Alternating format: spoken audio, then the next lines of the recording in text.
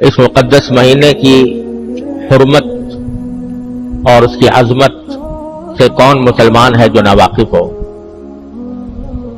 اللہ تبارک و تعالی نے اس مہینے کو پوری امت مسلمہ کے لیے سال بھر کے گناہوں کے کفارے کا اور درجات کی بلندی کا ذریعہ بنایا ہے۔ نبی کریم سرور عالم صلی اللہ علیہ وسلم رجب کا چاند دیکھ کر یہ دعا فرمایا کرتے تھے کہ یا اللہ ہمیں رمضان کے مہینے تک پہنچا دیجئے، یعنی ہماری عمر اتنی کر دیجئے کہ ہم اپنی زندگی میں رمضان پالیں۔ تو وہ مہینہ آنے والا ہے اور اللہ تبارک و تعالیٰ کی رحمتوں کی گھٹائیں برسنے والی ہیں، اس کی پہلے سے کچھ تیاری کرنے کی ضرورت ہے۔ رمضان المبارک کا مہینہ ہر سال آتا ہے اور گزر جاتا ہے، لیکن ہمیں کوشش یہ کرنی چاہیے کہ اس رمضان کے ایک ایک لمحے سے، اس کی ایک ایک ساعت سے صحیح فائدہ اٹھائیں، کیونکہ آدمی غفلت کی حالت میں مہینہ شروع کر دیتا ہے اور باتیں آج سے کل پر اور کل سے پرسوں پر چلتی چلی جاتی ہیں۔ اس لیے اس بات کی ضرورت ہے کہ شروع ہی سے، رمضان شروع ہونے سے پہلے آدمی اس کی تیاری کرے۔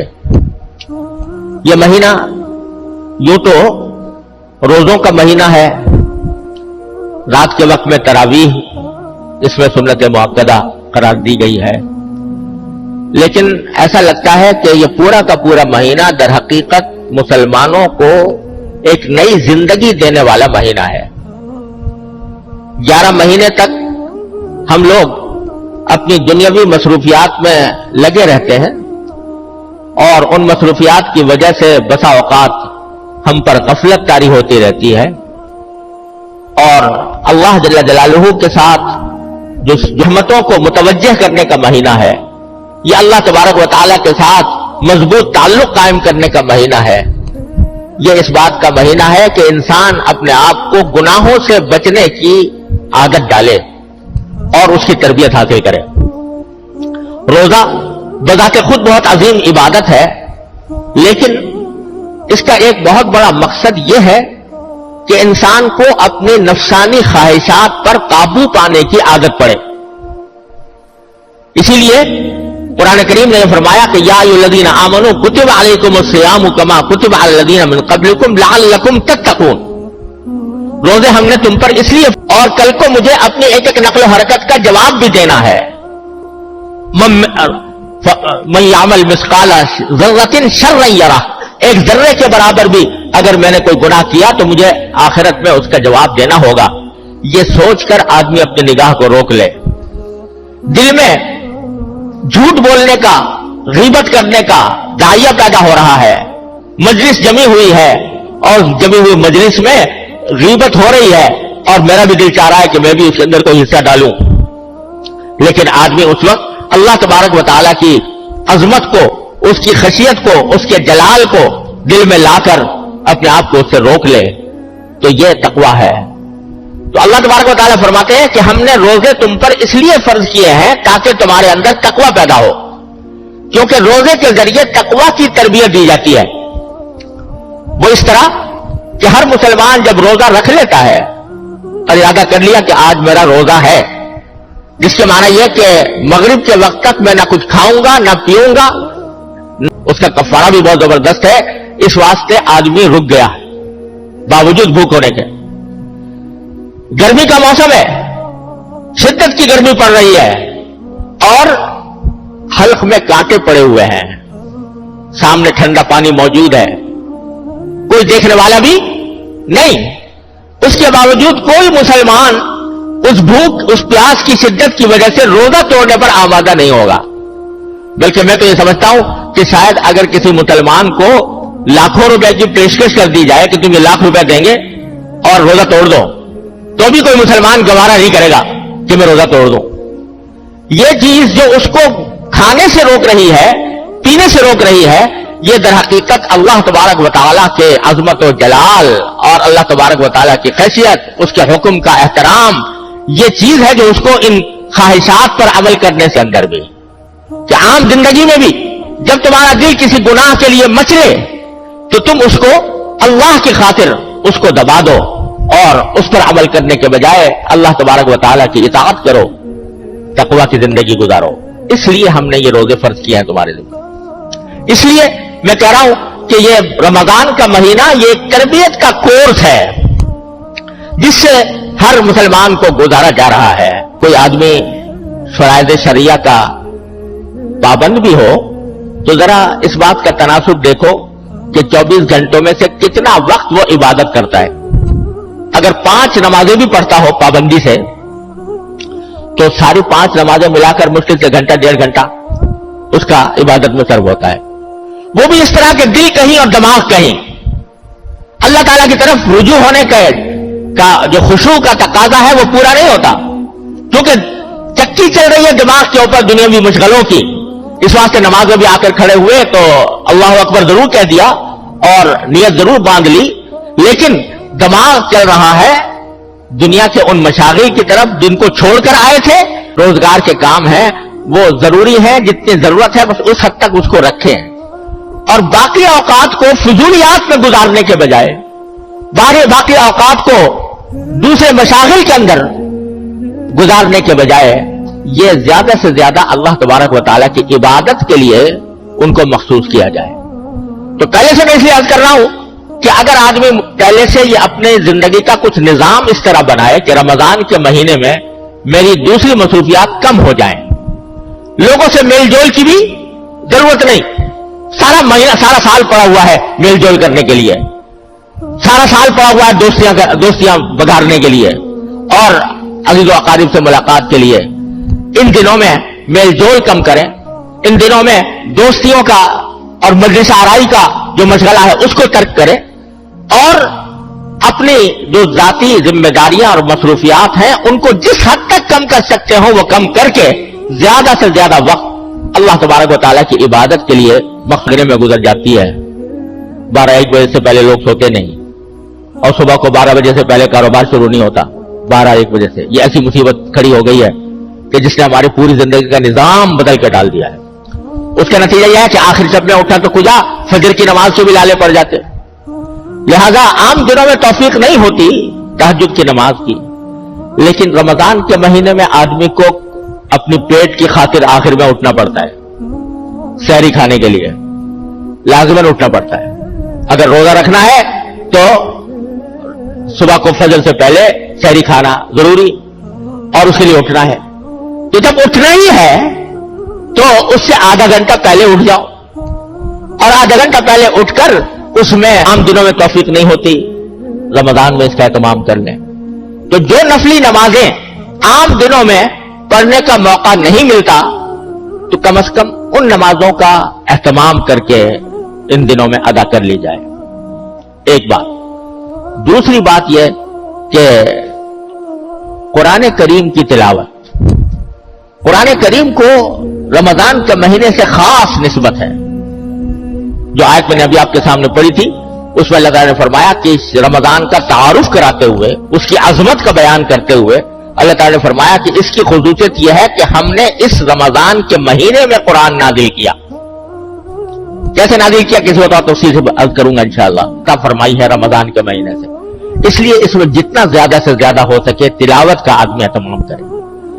جن لوگوں کی تلاوت صحیح نہیں ہے، حروف وہ تلاوت کے آداب ہیں، تلاوت کا طریقہ یہ ہے کہ جو حروف ہیں وہ صحیح طریقے سے ادا ہوں، جن کی ابھی تک وہ صحت نہیں ہے تو کسی سے اس زمانے میں صحیح طریقے پر تلاوت کرنے کا طریقہ سیکھ لیں۔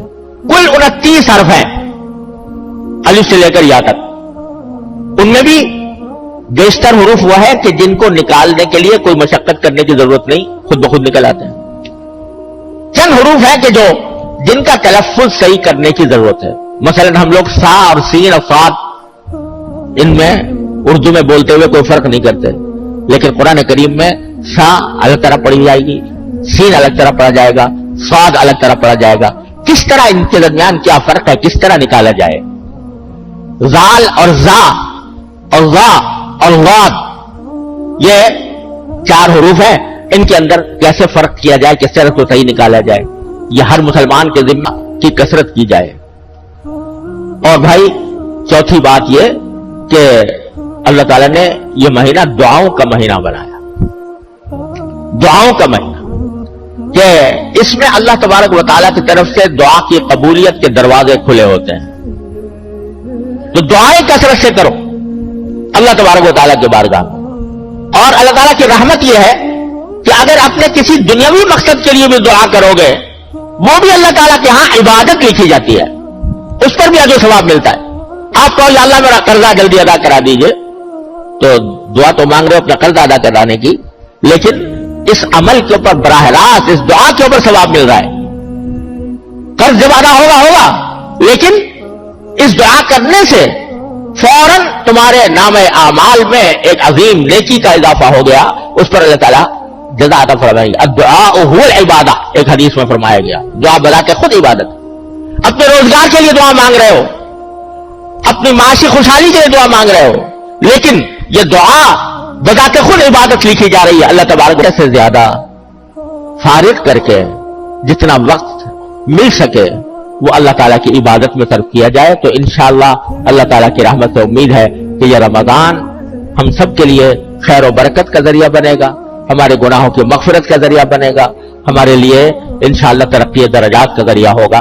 اللہ تبارک و تعالیٰ اپنے فضل و کرم سے اپنی رحمت سے ہم سب کو اس کی توفیق عطا فرمائے۔ وآخر دعوانا الحمدللہ رب العالمین۔ محترم بزرگوں، بھائیوں اور دوستوں، السلام علیکم ورحمۃ اللہ وبرکاتہ۔ اللہ تبارک و تعالیٰ کے فضل و کرم سے ہمیں اپنی زندگی میں ایک اور رمضان نصیب ہو رہا ہے۔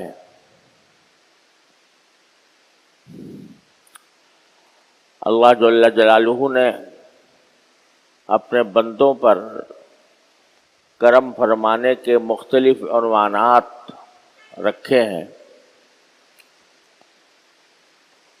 اور یہ رمضان المبارک بھی اللہ جل جلالہ کے کرم کا ایک عظیم عنوان ہے۔ اور اس رمضان کا اپنی زندگی میں حاصل ہو جانا، یہ بھی اللہ تبارک و تعالیٰ کی ایک ایسی نوازش ہے کہ اس پر اس کا جتنا شکر ادا کیا جائے کم ہے۔ آپ ذرا سوچیں کہ پچھلے سال رمضان میں یا اس سے پہلے سال رمضان میں کتنے ہمارے اعزاء اقربا، دوست احباب، ملنے جلنے والے رمضان المبارک کی ان عبادتوں میں ہمارے ساتھ نے یہ مبارک مہینہ ہمیں اپنی زندگی میں عطا فرما دیا، اور اس بات کا موقع فراہم فرمایا کہ اس مہینے کے اندر ہم اپنے گناہوں کی بخشش کا سامان کر لیں، اور جس مقصد کے لیے اللہ جل جلالہ نے یہ مہینہ مقرر فرمایا اور جن کاموں کی اس میں ہم کو ہدایت عطا فرمائی، اللہ تبارک و تعالیٰ نے کے فضل و کرم سے وہ ہماری زندگی کا ایک اہم سرمایہ ہے۔ اللہ تعالیٰ اس سے ہمیں صحیح فائدہ اٹھانے کی توفیق عطا فرمائے۔ لیکن اللہ جل جلالہ بعض مرتبہ اپنے غافل بندوں کو اپنی طرف متوجہ فرمانے کے لیے اور رجوع الی اللہ کا ایک موقع فراہم کرنے کے لیے کسی خاص دن کو، کسی خاص مہینے کو، کسی خاص عشرے کو اپنی طرف منسوب فرما لیتے ہیں، نسبت عطا فرما دیتے ہیں کہ یہ میرا مہینہ ہے، یہ میرا دن ہے، یہ میری رحمتوں کا دن ہے، یہ میری برکتوں کا دن ہے، یہ میری برکتوں کا عشرہ ہے، یہ میری برکتوں کا مہینہ ہے۔ تو اس نسبت جاتے ہیں، اس کا تصور کر کے ایک کیف محسوس کرتے ہیں، اس کے تصور سے دل میں ایک تقدس کی پھواریں پڑنے لگتی ہیں۔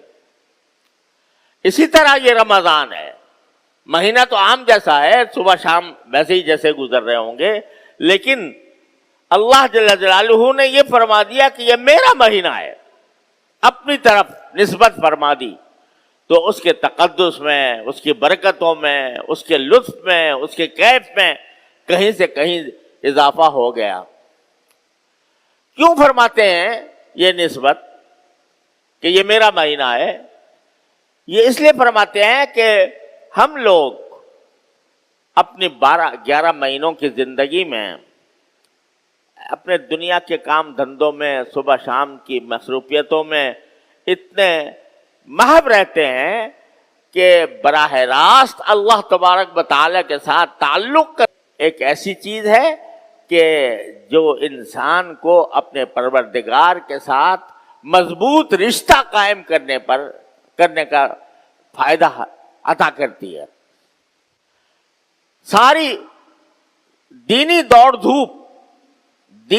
دھوپ میں کہہ رہا ہوں، دینی دوڑ دھوپ یعنی جتنی بھی عبادتیں ہیں، علم حاصل کرنا ہے، بعض کی مجلس میں جانا ہے، معلومات دین کی فراہم کرنا ہے اور دین کے احکام سمجھنا ہے، یہ ساری دینی دوڑ دھوپ، اس کا جو اصل مقصد ہے وہ کیا ہے کہ بندے کا اپنے اللہ کے ساتھ رشتہ قوی ہو جائے۔ یہ ہے مقصود۔ قوی ہونے کے کیا معنی ہے؟